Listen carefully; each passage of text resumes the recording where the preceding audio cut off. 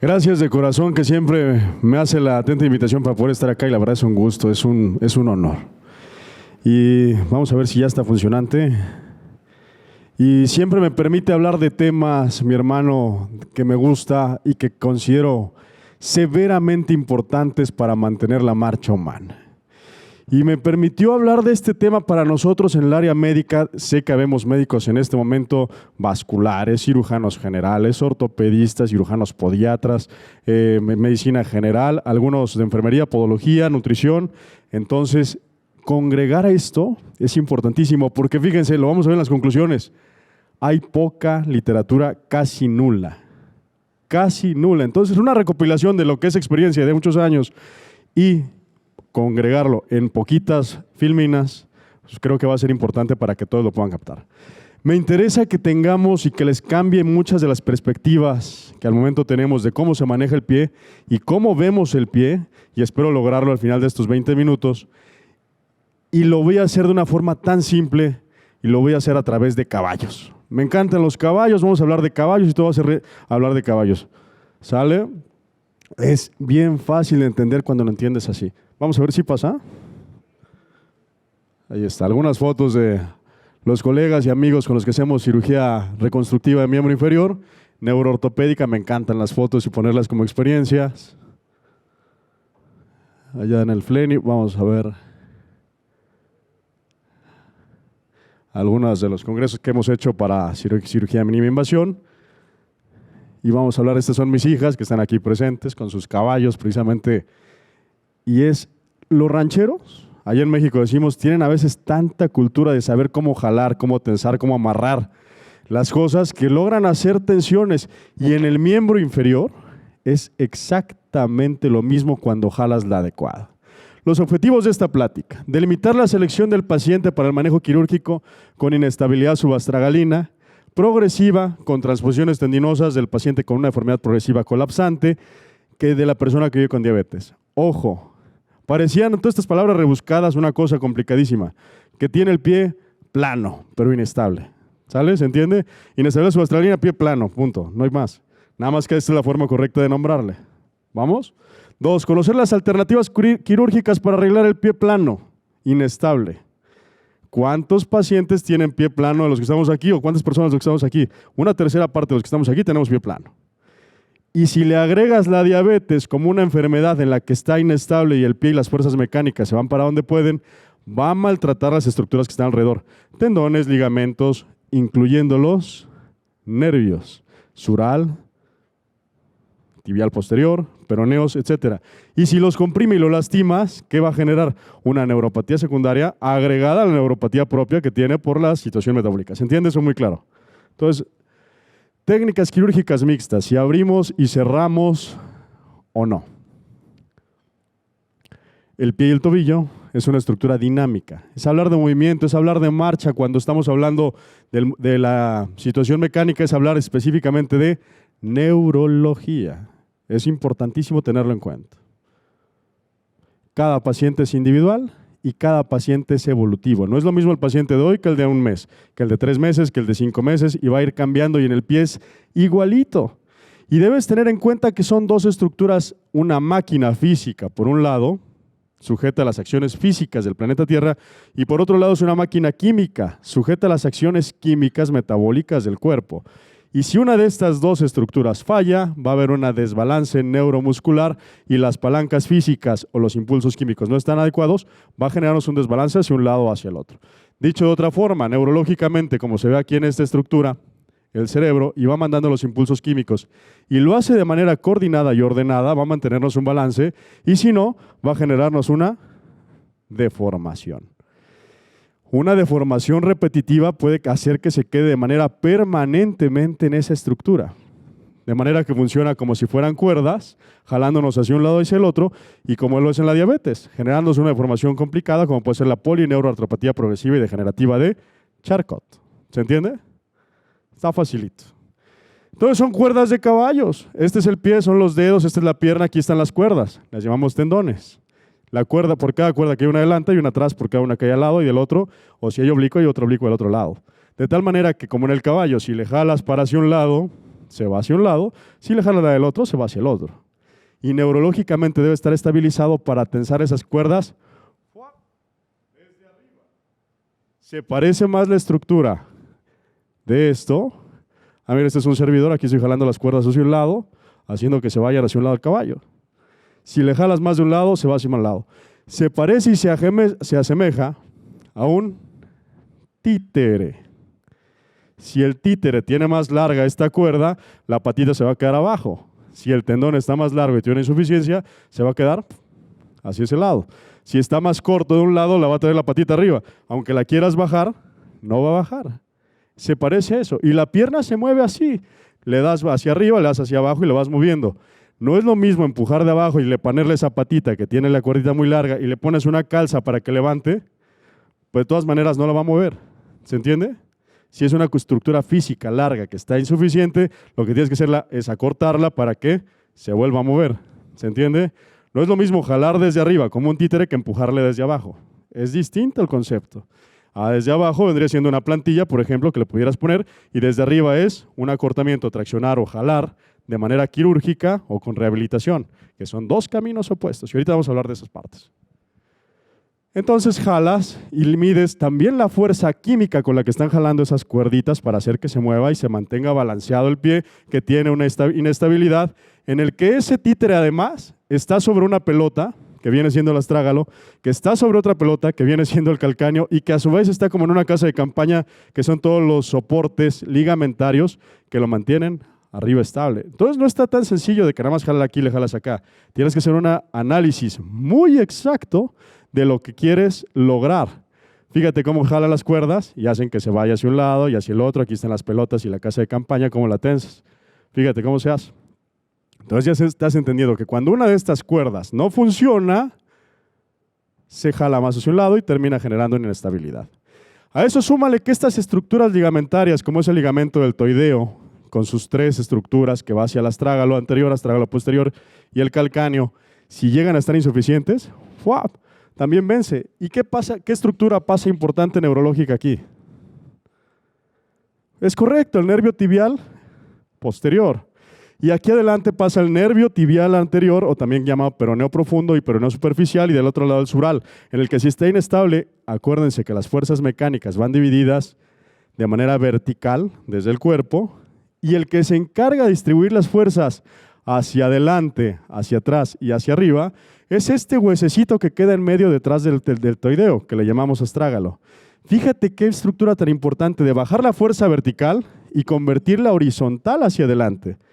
Más sin embargo, si está bien estable esta estructura deltoidea y este ligamento de Spring que une al calcáneo junto con el escafoides.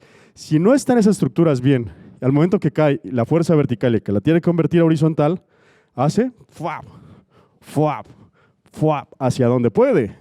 Y si se va hacia donde puede, todo puede pasar. Formarle juanetes, formarle dedos desviados, dedos en garra, porque las fuerzas se van hacia donde pueden, no hacia donde deben. Y eso nos va a generar estructuras limitadas y lesionadas, neurológicas, ligamentarias, tendinosas, osteológicas y de la que quieras, con deformidades secundarias por una inestabilidad posterior. Tenemos obligación entonces todos, de cuando diagnosticamos una inestabilidad posterior, corregirla. Levántale la patita al títere. Si lo puedes hacer porque es muy leve, con una plantilla está extraordinario, pero si lo tienes que tensar desde arriba, ténsalo desde arriba. ¿Se entiende hasta aquí todos los conceptos, verdad? Está creo que muy sencillo. Entonces tienes que tener bien arreglado este tema, el ligamento de Spring si es necesario, el deltoideo, para hacer que el pie se mantenga en balance. No existe un pie plano ni un pie supino, eso no existe, debería desaparecer esos conceptos, porque el pie es dinámico. En una fase de la marcha cae en varo, en otra y casi se aplana, y no es tan fácil de déjame le hago una coñita aquí para que se acomode. Es más complicado, se los voy a mostrar en un video, ahí está cómo están las cuerdas perfectamente bien estructuradas. Ese es un análisis de movimiento que tenemos en la Universidad de Guanajuato, y en Guanajuato cuando quieran ir tienen su casa en León, ahí lo tenemos en la UG. Esta es una máquina que conectamos a los sensores de este pacientito y nos va diciendo cada nervio, cada músculo que está mandando energía mientras es en dinámica para saber cuál tenemos que traccionar o cuál tenemos que jalar y saber qué rienda del caballo hay que tensar, jalar, acomodar, empujar según sea necesario.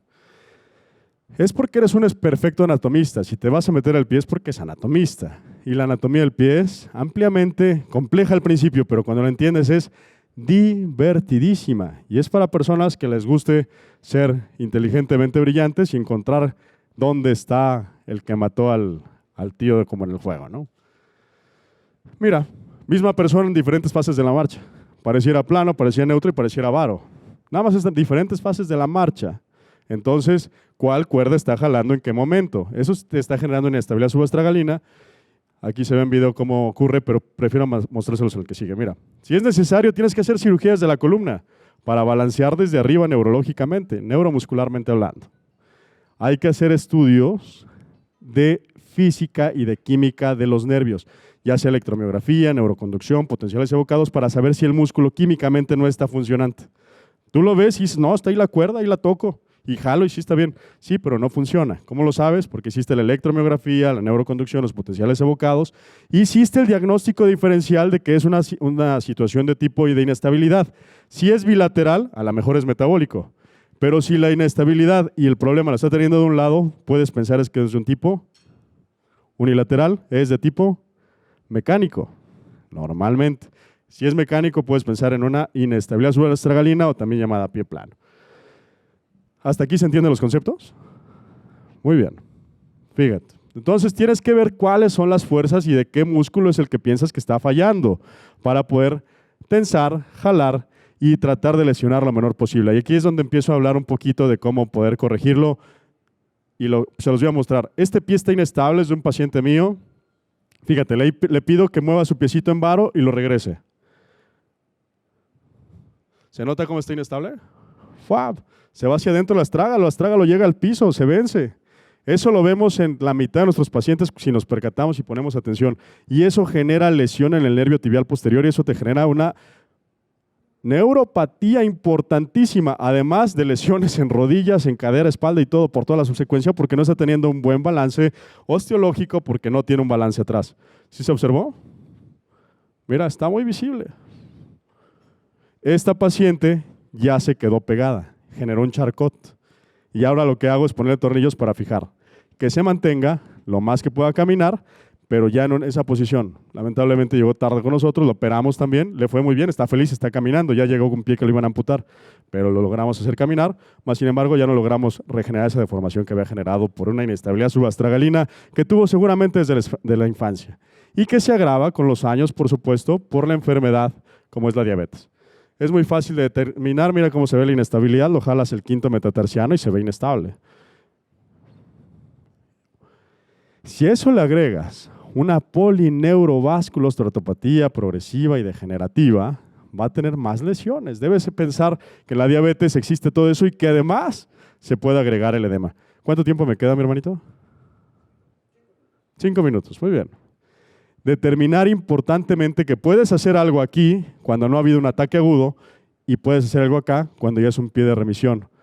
El pie de riesgo y el pie de remisión puedes hacerlo y reconstruirlo. Cuando está en ataque agudo no intentes alinearlo porque no tiene un sentido, tienes que corregir primero el problema. En la diabetes ocurre de esta forma, agregado a todo lo demás, ya está en los diferentes artículos que sabemos que hay una disfunción del músculo tibial posterior primero, una disfunción del tríceps ural, una activación tardía de los dorsiflexores, disminución del grosor de los músculos plantares, sarcopenia cervitoliana, y todo va haciendo eso que las fuerzas mecánicas van jalando hacia un lado y hacia el otro de manera anómala. Súmale que tengo una inestabilidad subastragalina y las fuerzas mecánicas van a ir fuá, fuá, fuá, fuá, y suma los 7,000 pasos al día, 7,000 veces golpeteando de esa forma latigueada. Ese pie va a terminar deshecho, las rodillas deshechas, la cadera deshecha y muchas veces porque no has pensado en que hay una inestabilidad subastragalina que puedes potencialmente corregir. Artículos hay muchísimos que hablan de neuropatías, hay muchísimos que hablan de inestabilidad, pero casi ninguno habla de neuropatías, inestabilidad y relación con la diabetes. Ahí tenemos un trabajo pendiente por producir, entonces pero que se piense, porque ya está mostrado que funciona para corregir la neuropatía en el paciente que está teniendo una lesión por una inestabilidad. Entonces, ¿qué puedes hacer? Aquí viene la parte quirúrgica. Si las cuerdas están tensadas mal, puedes jalar el tendón tibial posterior, por ejemplo, para hacer que se tense y este arco que está cortado y va hacia abajo, lo jales hacia arriba. Por ejemplo, jalando el tendón tibial anterior y conectarlo, por así decirlo, en una tenorrafia con el hallux, con el tendón largo del dedo gordo. Puedes unirlo también al tendón largo, flexor largo de los dedos, de tal manera que engarruña, como quien dice, el arco y puedes formar un arco. Entonces son técnicas quirúrgicas con las que puedes formar esos arcos de manera agresiva si el paciente lo amerita. Pero si puedes evitarle el que le puedas hacer una transposición tendinosa para jalar un tendón y traccionar y volver a hacer el arco, siempre es lo más recomendable. Esto lo hacemos normalmente con niños y con pacientes con parálisis cerebral infantil, mielomeningocele y unas patologías que son muy severas, en la que no tengo de otra y que no lo puedo hacer con cirugía de mínima invasión. Más sin embargo, la mínima invasión nos ha permitido hacer maravillas con… Estos son pacientes míos. Estos son pacientes míos que hemos hecho transposiciones, elongaciones. ¿Cómo lo sabemos? Con la cuerda del caballo. ¿Cuál cuerda jalas? La que está más, que le falta cuerda, y soltamos la que esté muy apretada. No hay pierde. ¿Cómo lo hiciste? Con una buena exploración. Hiciste además su análisis biomecánico de marcha, electromiografía, neuroconducción, y ¡puaf! Supimos cuál es el que tenemos que elongar, jalar, empujar, etc. Son pacientes de nosotros que hemos hecho elongaciones, transposiciones. Normalmente son pacientes jóvenes, pero mira las incisiones tan grandes que tengo que hacer para lograr esto. Entonces, procuro ya en los pacientes con neuropatía, además secundaria por diabetes, hacerle lo más pequeña la incisión y los resultados han sido extraordinariamente positivos. Tengo más de 95 pacientes con diabetes operados con inestabilidad subastragalina, con colocación de endortesis tipo HyProcure. Todas estas son transposiciones que he hecho. Colocando un elongador, que es este tornillo, hace que tenses hacia arriba el astrágalo, como si fuera una cuerda de tendero que todos tenemos en la casa. Tienes la cuerda, pones la cobija arriba y termina arriba, pero con los años se va bajando hasta el piso. Esa cuerda es el tendón tibial posterior, el tendón antibial, que jalan hacia arriba el maleolo tibial y lo jalan. Pero si esas cuerdas están muy largas junto con el ligamento spring, el deltoideo, lo van venciendo. Le puedo poner una escoba a esa cuerda y levanto la cobija, pero en cuanto se lo quite, se viene hacia abajo. Le puedo poner una plantilla, pero en cuanto se lo quite, ¡pua!, vence. Entonces lo que hace este tendoncito es jalar el ligamento spring, jalar el ligamento deltoideo, lo jala hacia arriba padrísimo y ¡fuap!, hace que se quede arriba tensado y corrige y jalas desde abajo, desde el calcáneo, lo variza y potencialmente queda tensado. Esta es una técnica que me gusta muchísimo. Este se llama HyProcure. Estas son algunas de las cirugías que hemos hecho. Obviamente, previamente les hago análisis de movimiento. Esta es la incisión pequeña que hago y por aquí desde ahí tenso. ¡Wow! Queda padrísimo. Mañana vamos a ver por cómo alinear y está muy bonita esa plática, cómo tensar y cómo alinear. Mira, esa es mi incisión, por ahí meto el HyProcure, esta es la endortesis y una vez que queda tensado, pues queda, aquí está inestable y acá mira cómo lo tensé, el astrágalo queda arriba, de tal manera que ya no vence y ya no se va hasta abajo como si fuera un chicle que fuera aventando las estructuras para todos lados, ¿no? Mira, aquí se ve, antes de ser tensado, está flácido. Le ponemos la estabilización, obviamente le quitamos los puntos de presión. Es importante saber que más de 2.5 kilogramos sobre centímetro cuadrado va a generar una lesión, primero hiperkeratósica y después ulceración. Eso es un hecho siempre, más de 2.5. Si le quitas los puntos de presión, entonces vas a generar que desde atrás alineas para que adelante no hayan puntos de golpeteo y de estar chacualeando, como decimos en México, dentro del zapato este piecito. Entonces, mira, una vez que le pusimos la endortesis, ¡pap!, tensa y jalas. Estás jalando desde arriba la estructura y mantienes una alineación. Quitas la neuropatía, parcialmente, la que fuera subsecuencia de una situación mecánica. La que es metabólica, tienes que corregirla de forma metabólica lo más que puedas. Entonces, las conclusiones: la desalineación anatómica del pie se debe corregir intentando los tratamientos conservadores y no dañar las estructuras morfológicas, más sin embargo, de no existir opción conservadora, se podrá utilizar tratamientos quirúrgicos lo menor invasivos posibles. Aunque existen estudios que evidencian lesión del nervio tibial posterior, del nervio peroneo, del nervio sural para causa de neuropatía, no existe suficiente literatura para recomendar un procedimiento sobre otro y aún menos en diabetes, lo que platicábamos. Para el estudio 2, es decir, ya la fase de inestabilidad subastragalina avanzada, la tipo 2, que es ya más agresiva, puedes hacer combinaciones y ahora sí de técnicas cerradas y abiertas para hacer transposiciones, elongaciones, incluso osteotomías y mantener un balance lo mejor posible. Muchas gracias.